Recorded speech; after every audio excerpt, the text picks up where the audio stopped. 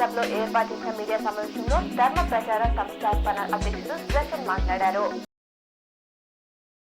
Deputy CM Pawan Kalyan కు ప్రభుత్వం భద్రత పెంచింది. ఆయనకు వైట్ సెక్యూరిటీతో పాటు ఎస్క్వాడ్ బుల్లెట్ ప్రూఫ్ కార్డు కేటాయించింది. కాగా ఇవాళ సచివాలయం వెళ్లనున్న పవన్ తన చాపను పరిశీలించనున్నారు. రేపు ఆయన డిప్యూటీ సీఎం గా బాధ్యతలు స్వీకరిస్తారు. నిజామాబాద్ నగరంలోని కపిల హోటల్లో కాన్ఫరెన్స్ హాల్లో ఈ నెల 21న ప్రపంచ యోగా దినోత్సవం సందర్భంగా టీఐఈ నిజామాబాద్ ఆధ్వర్యంలో 90 నిమిషాల పాటు యోగా నిర్వహిస్తున్నామని కిరణ్ కుమార్ తెలిపారు. మోపాల్ మండలంలోని నర్సింగ్పల్లి ఇందూరు తిరుమల ఆలయంలో వరుణ యాగం భక్తి శ్రద్ధలతో నిర్వహించారు. పెద్ద ఎత్తున భక్తులు పాల్గొన్నారు. రాష్ట్రంలోని 10,000 మంది ఉపాధ్యాయులు స్కూల్ అసిస్టెంట్లుగా ప్రమోషన్ పొందనున్నట్లు తెలుస్తోంది. ఇందుకు సంబంధించి ప్రభుత్వం నుంచి ఏ క్షణంలోనైనా ఉత్తర్వులు వెలువడనున్నట్లు సమాచారం.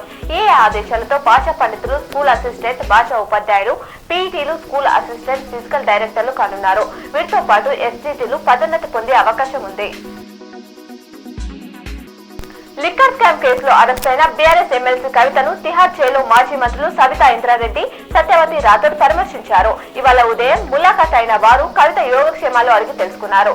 ధైర్యంగా ఉండాలని సూచించారు. ప్రస్తుతం కవిత జ్యుడిషియల్ రిమాండ్ లో ఉన్నారు.